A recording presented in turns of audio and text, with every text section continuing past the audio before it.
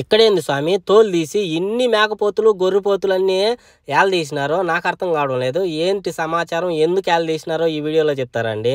మామూలుగా ఈరోజు మా ఇంట్లో పార్టీ ఉన్నదండి, శుక్రవారం కాబట్టి నేను దహర్కి వెళ్ళానమాట. అక్కడి నుంచి మేకపోతు తీసుకురావడానికి మా బాబా అతనికి ఫోన్ చేసి ఒక మేకపోతును రెడీ చేయమని చెప్పాడు. అక్కడే రెడీ చేయించినాను అనమాట. సో మేము వచ్చేసి అక్కడ కట్ చేసే ఏరియా ఉన్నది, అక్కడికి వెళ్ళినాము. అక్కడ చూస్తే దండిగా పొట్టేళ్ళన్నీ కట్ చేసి ఏలాడ తీసుకున్నారనమాట.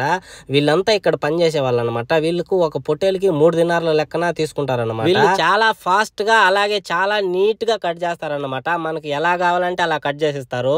చిన్న చిన్న ముక్కలుగా కావాలన్నా కట్ చేసేస్తారు, అలాగే ఫత్తా కావాలన్నా కట్ చేసేస్తారు అనమాట.